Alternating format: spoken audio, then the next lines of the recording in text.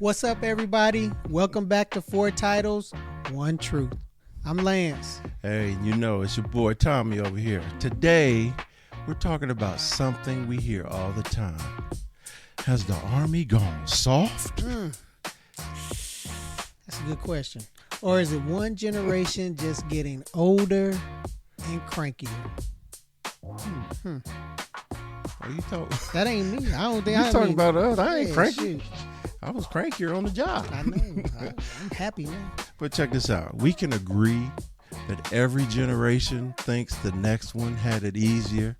Think about how fathers think about their sons, or your father thought about you.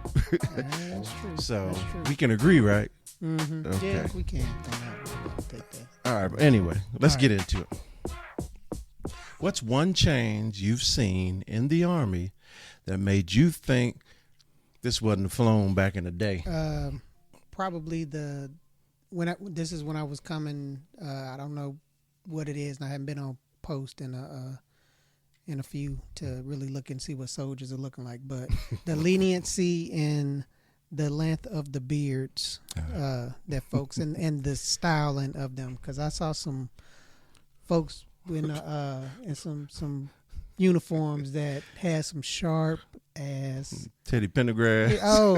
I was like, okay, that's what we doing now. So I mean, I don't think that. I know coming up, I mean, we were, it was clean shaven all the time, unless you had a legitimate profile. Yeah, the only thing you could wear was a mustache. Yeah, and my mustache was back in the day was very sparse. Pencil thin. Yeah, it was light. It was very light.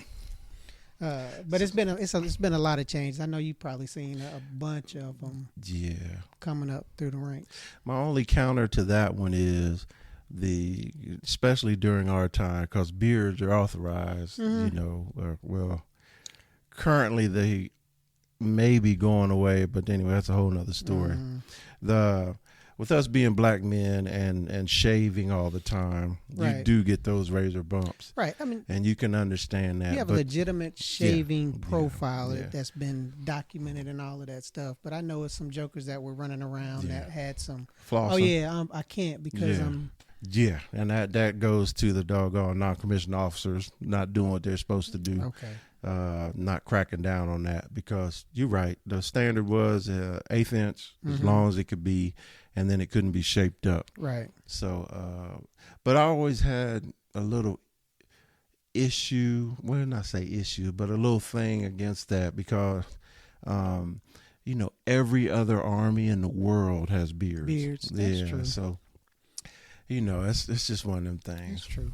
But the thing that tripped me out was, and now I'm about to show how far back that we go. But so when I first came in the Army, our barracks rooms, we had to have the Army green blankets.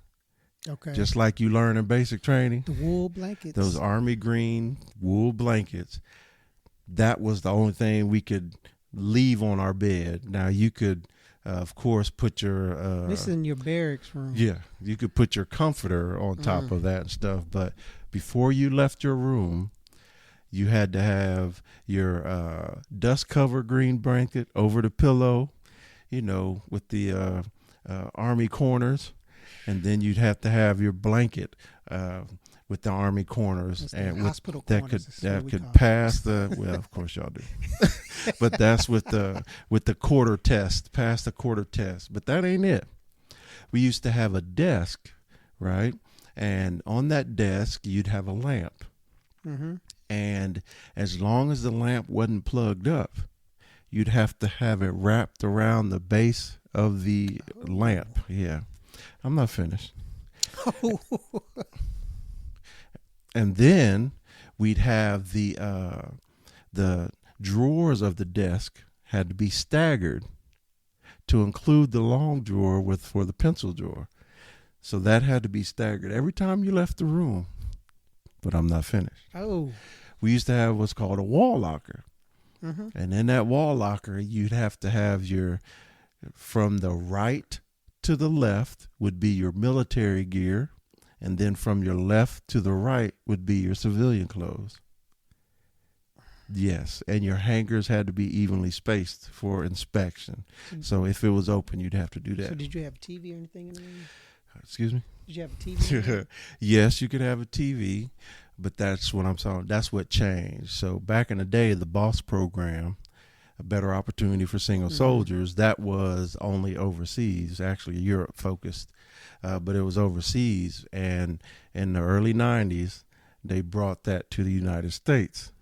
And so after a while, we were able to just live the way we were living, but that caused problems too, because that means there was no limits on alcohol that you could have in your room. So jokers was going out of control, but they ended up tapering at that. But and I also throw in the uniform changes from the leather boots that you'd have to There's a lot of polish. Ooh, I remember shining them things, boy. And to the uniforms where you had to iron them, didn't have to iron them. And the only reason that was a thing for me is the fact that those were practices at discipline.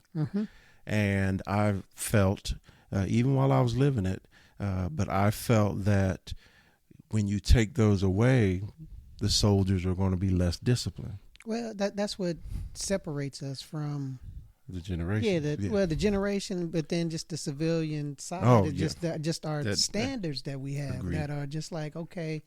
And they're not bad. Grooming standards are not bad standards. Uniforms are not bad standards, because those things I feel like you take with you whenever you do retire or get out. I mean, you always try to keep yourself together. Put yourself together and know how to present yourself. And that, but there's an issue with that as well, because the uniform wearing appearance guidelines, it used to be strictly based off of a white man. You could look at the images that would accompany the regulations, and when they talk about the tapering of the haircut, you're looking at it like, that's not my hair, that's not how it goes. And so those are the standards that were there back in our time. Like I said, we spanned 3 decades, but we felt that we're losing something by changing those standards. And so when I was in a position of senior leadership, to be a platoon sergeant and to be a first sergeant and sergeant major, you have to accept those changes, right? But you also have the ability to tighten up on other things to still give your soldiers the training of discipline. You know what I'm saying? So what I mean by that is, like, say for instance, your barracks are willy-nilly now. You can do whatever you want, right? But you can still have standards when you're doing rooms inspections. So let me ask you this question, then, since we're talking about discipline now. Do you think the shift in discipline and leadership styles helped or hurt the force? I'd say that it hurt the force. And the reason I say that is because it took away a huge opportunity to instill discipline to the smallest details. Right.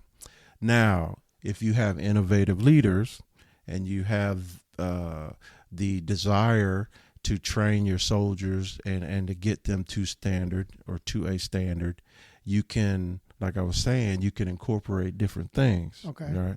I think initially it absolutely hurt, because the people who were serving and the people who were locked into those standards, now they can relax, and so when you start to relax standards, you're changing the mark on the wall, for some people. Now, if, like I said, 1,000 times, if you're bought into the military and you understand that that's what you're going to do, and you understand the rules and regulations you have to abide by, and you strive to do that, then you're not the person I'm worried about.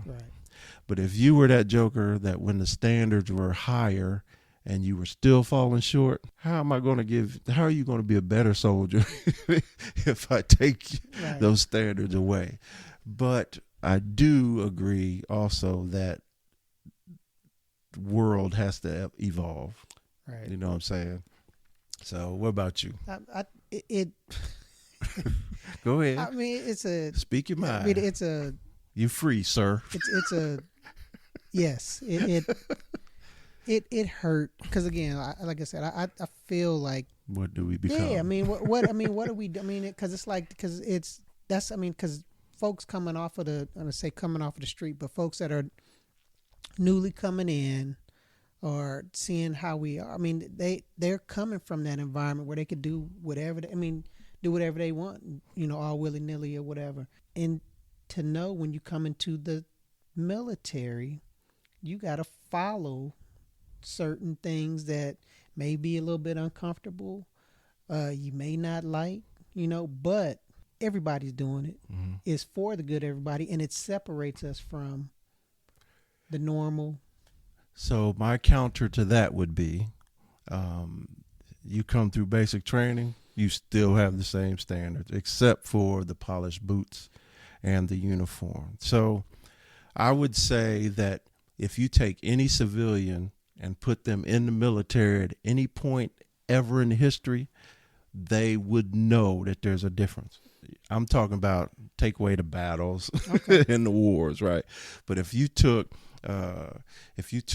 Lance Taylor, right, 18-year-old, Mm-hmm. and you took him from East St. Louis Mm-hmm. and dropped him in basic training at Fort Benning, Yep. that joker would know, hey, this is different. Oh, you I know? did. I did That's just my an point. ROTC. I mean, because of that, with the officers, we're not going through basic training. No, but what I'm talking So- about is now. Oh, If you took 18-year-old Lance Oh, and yeah. put him in the military, Oh, and yeah. so there's automatically, and I've talked about the mind games that drill sergeants play. The first day we're supposed to break you of thinking you're in the civilian world, Mhm. right? And so that would be my counter to that. okay. All right. But I'd also come back and say, do you as a parent, a civilian parent, Mm-hmm. do you want your kids to start in a military that's still acting like they're in the 60s or in the 50s? No. You Oh, see what hell I'm no. saying? Yeah, no. So that's that give and take. I'm No. a little devil's advocate there. Yeah. I mean, it's, yeah, no. I mean, we I feel like and I think that we do and we did whenever we were in. I mean, you evolve Yeah. with the times and who's coming. I mean, and the generations that are coming up that are under you. Yes. Just because you have to in order to be able to motivate them and Yeah. communicate with them. You can't stand on yeah, no. 40 years ago and No. then yes. Now you can try to teach them some of the good stuff that we brought, that we were brought up in, and that we're like, okay, this is something that is beneficial for everybody. And that's that innovative leader that Yeah. figures out how to do that. Yeah. So, all right, now we're about to get deep. You ready? Okay. What role does generational trauma play in how we trained or mentored young soldiers? I would say a big part, just because of Huge. the generation that we grew up in. Mhm. Generation X. You all see it on the internet and all. Yeah. I mean, all of the stuff that that we went through. The 1965 through 1980 folks born. So we had some times where we were home alone. We were cooking our own meals. We were we would get on the bikes and be gone, all day. Because I remember riding my bike from my house, which was over off of 80 Geltz Drive, which is like 85th Street. So it was far, riding it over in St. Louis, downtown St. Louis, riding over the bridges. And just crazy. And I was like 10, 11, 12, and it'd be like a little group of us doing that. So, I think in the generation that's like my kids, which I end up I had kids, soldiers that were the age of my kids or younger, and they're different. Yeah. It's different, and you have to approach them differently. And I had to learn how to approach them and speak and talk to them and deal with them whenever I was trying to do some of the call it disciplinary things, corrective instead of training just a straight backhand. Yes, instead of being direct, but not overly. Overly direct, which I had to learn. I had to learn that with my own kids, because it's a very sensitive generation, and they take a lot of things literally. So yes, so for us, and maybe that's where it helped me learn how to be a little more open. Open, sensitive to different traits. Yes, and not just look at the one, hardcore. You can do it. Get up. Shut up. I don't want to hear that BS.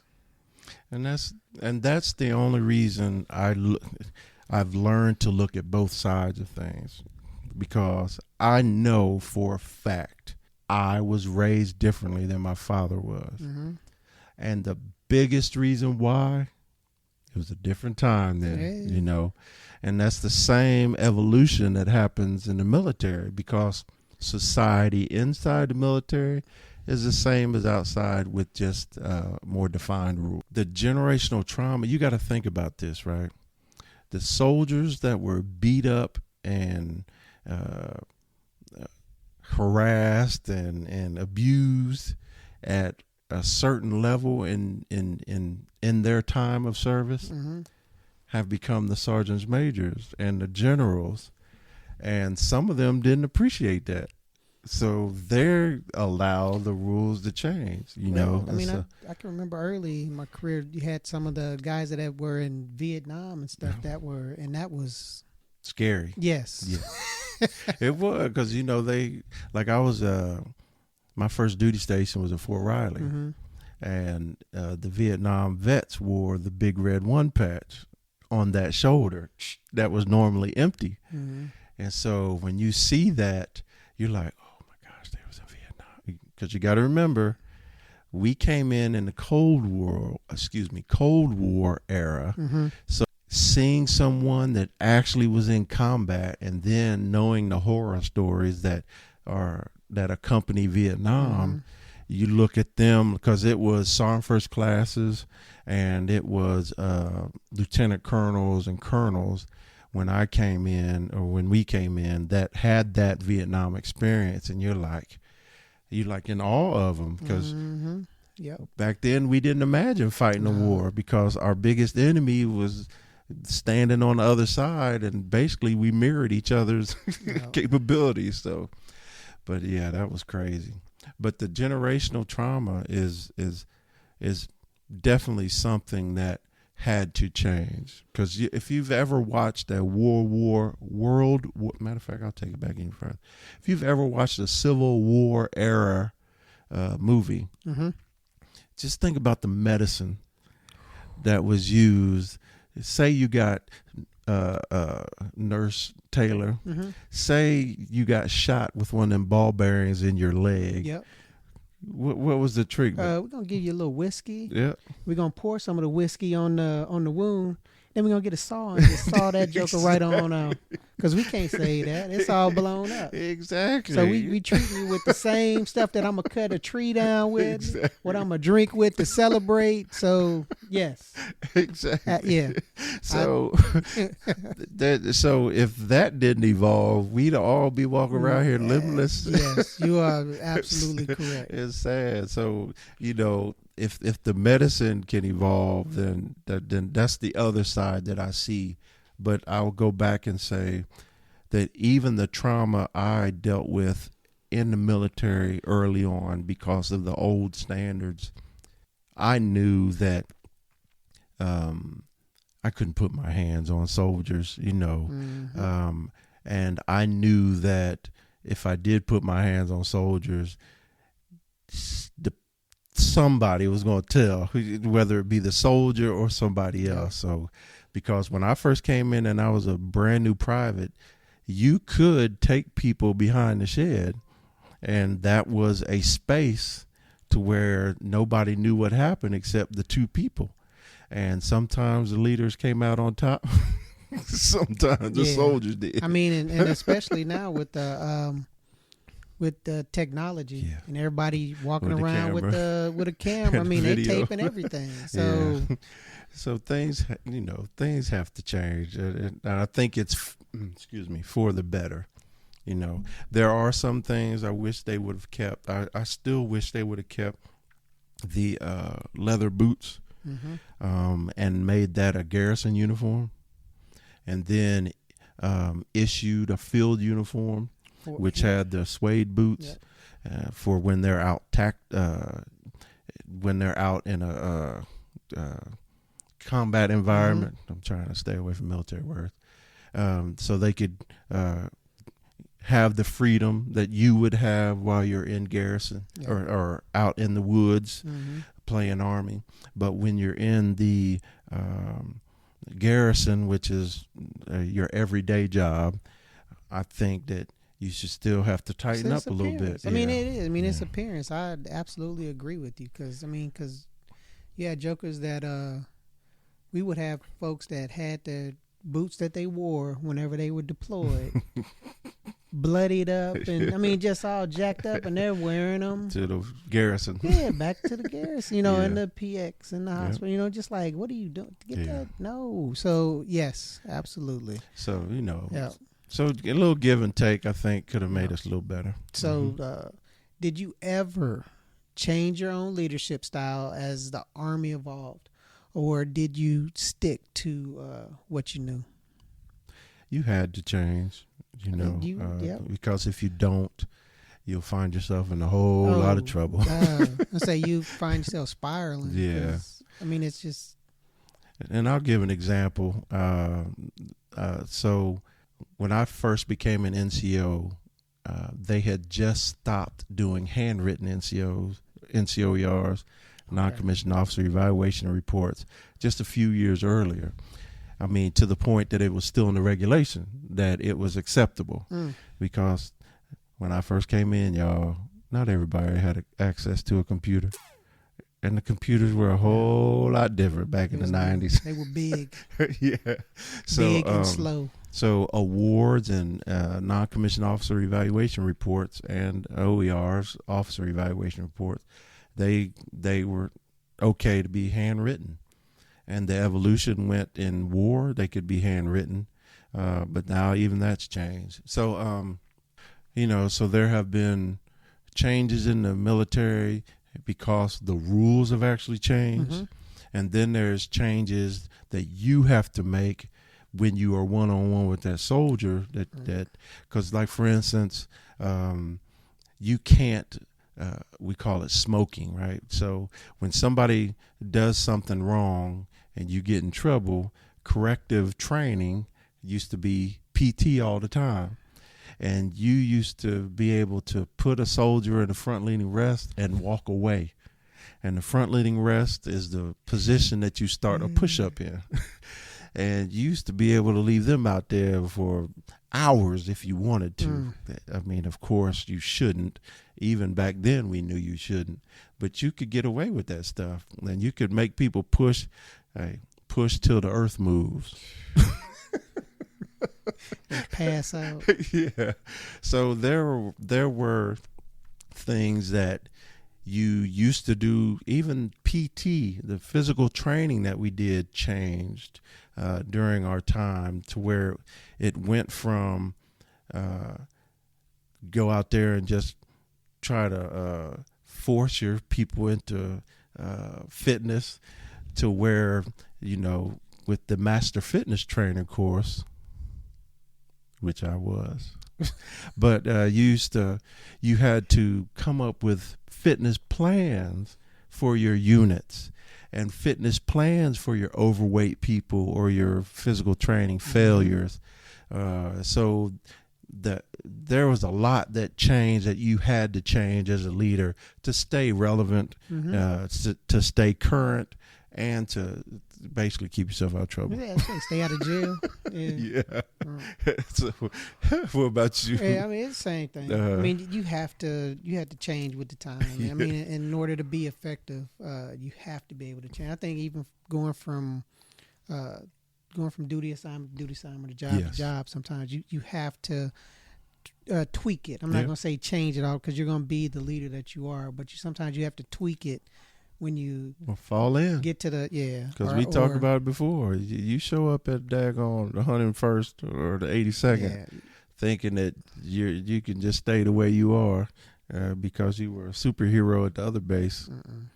Yes, superhero at Fort Irwin is not going to be the same as superhero at Bragg. So you just, the evolution is the thing, but there are people, and you get stuck in your ways too, because when I first came in, PT was the way to become a superhero in the Army, right? And the better you were at PT, the more the world opened up to you. And so that's how I was raised. So if you didn't run a below 13-minute 2-mile run, and you didn't hit at least about 75 or higher push-ups and the same in the sit-ups, you weren't relevant, right? You weren't in the competition in my mind. And so when I became a leader, and when I started to earn rank all the way up to a staff sergeant, it took me a minute to figure out that that's not how you should judge people. You know what I'm saying? That shouldn't be. So I used to take my squad out for running and like, hey, let's go. We'd call cadence till people got warm. Then I'd say, hey, follow me.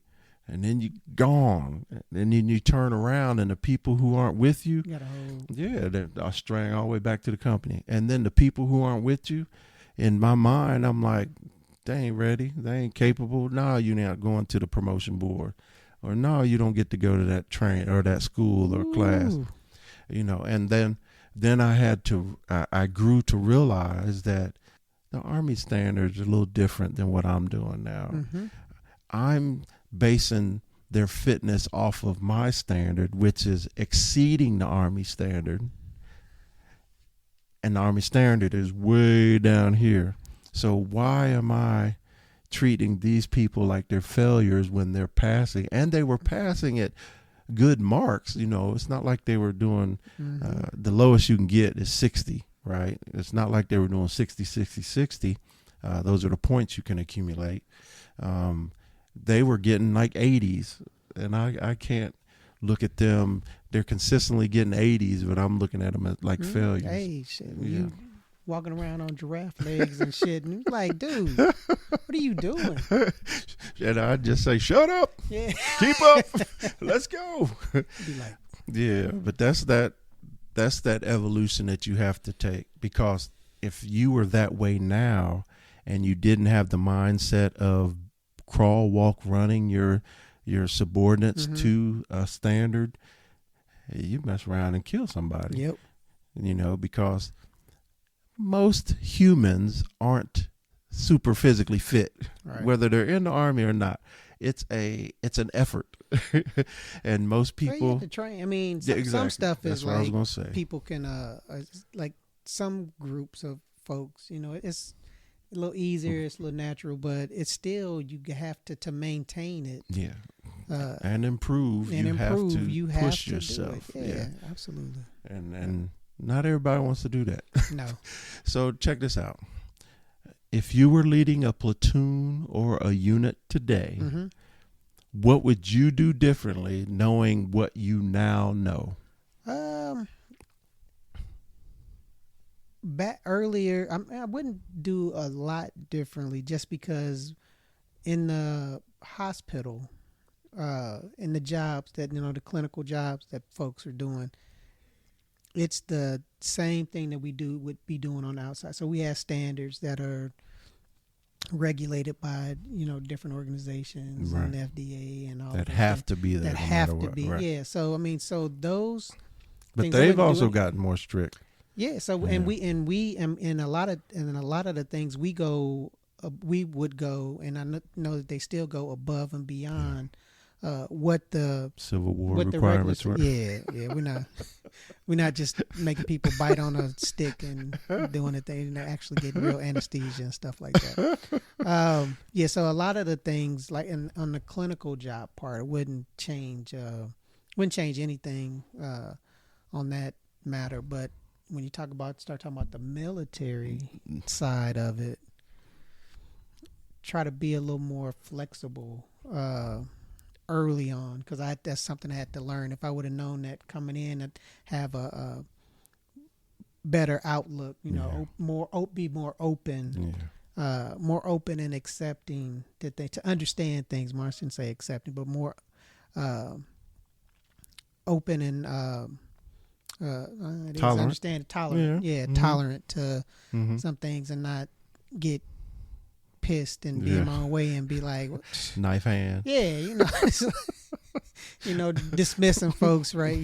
From things. I mean, so because and it's just, and that's just one thing that I feel like that's, you learn, you stay in long enough, you progress in the proper direction and stuff, you learn those things, and the stuff that you look back on that helps us now to be able to talk about these things and have real life experiences where it was like, man, I was real jacked up how I did that shit, back then, or how I looked at that wasn't absolutely right. So that we can go back and say, is like, as you got older, you changed those things and corrected them. It was like, okay, you grow up. Yeah, exactly. Really, exactly. So that's it. Because I don't, because I wasn't a platoon leader or anything like that. Just because that wasn't the path in our in my thing. Yeah, I get it. So I would tell this story. A partner of mine told me this story, and this encapsulates what a sergeant major used to be when we first came in. Because I met him, we were both E4s, specialists, and this was at Fort Riley. Okay. And he used to talk about how there was this one command sergeant major, I can't remember his name, but he was a Vietnam vet, and he was the garrison, was it garrison?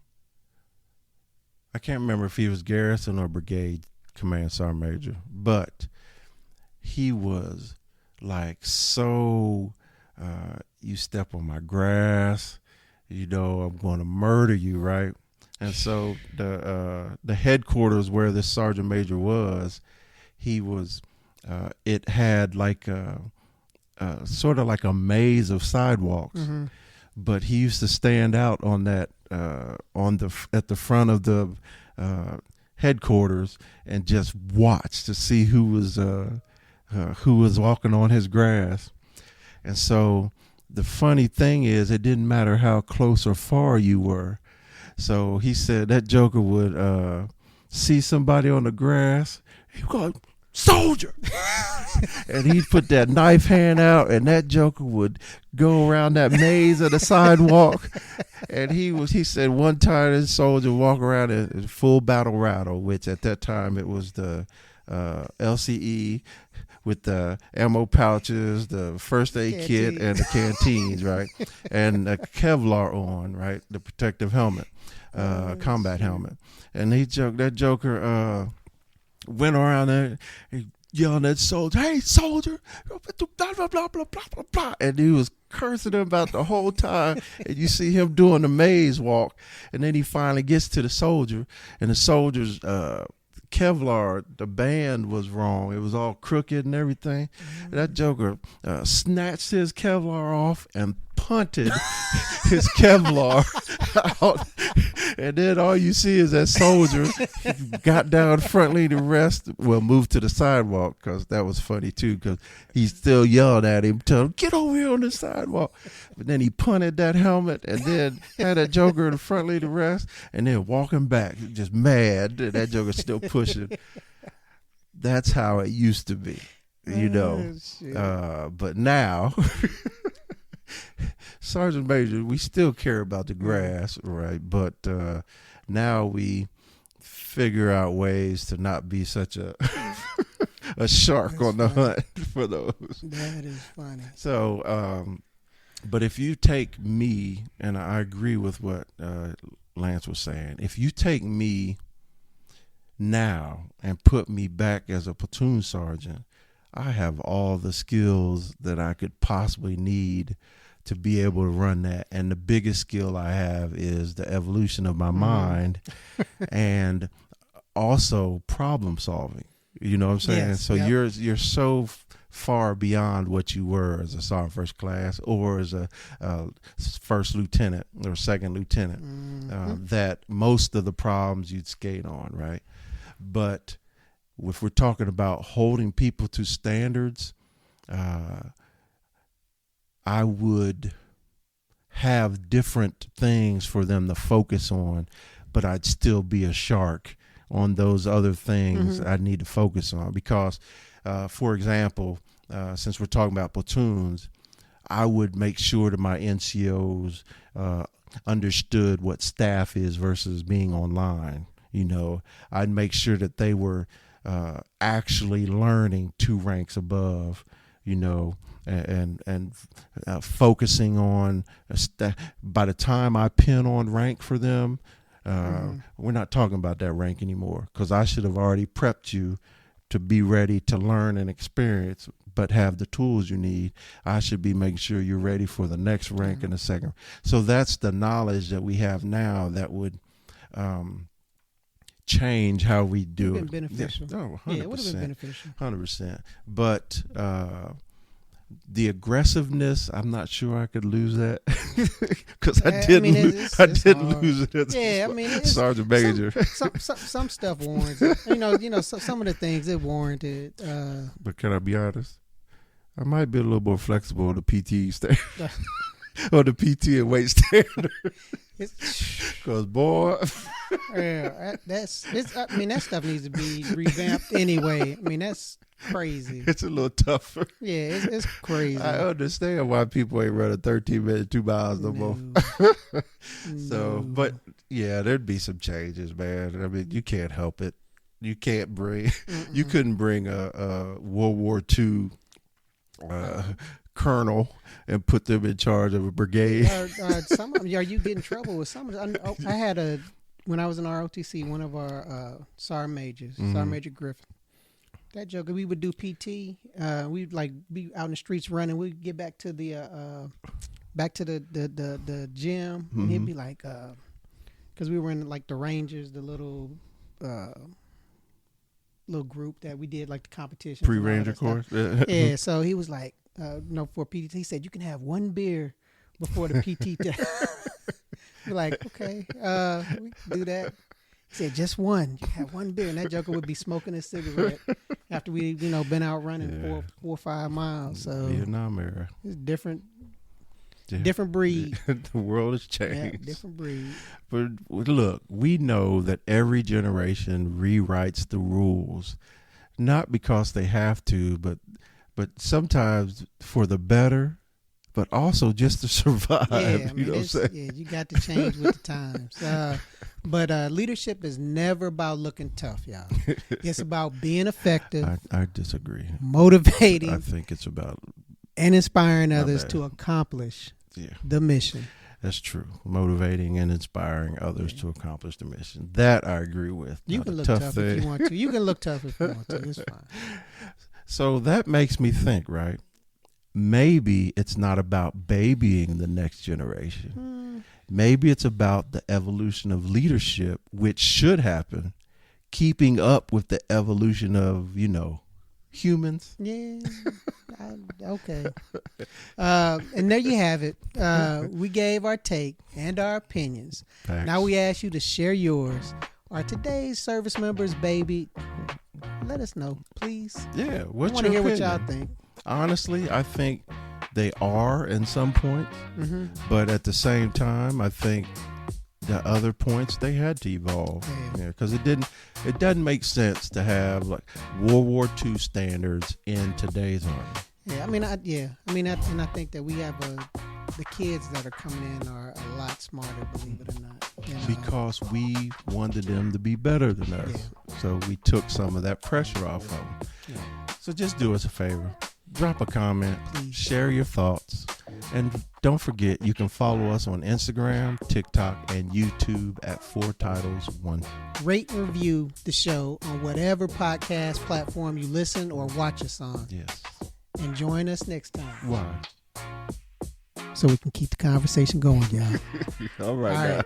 Holla. Yeah. Peace out.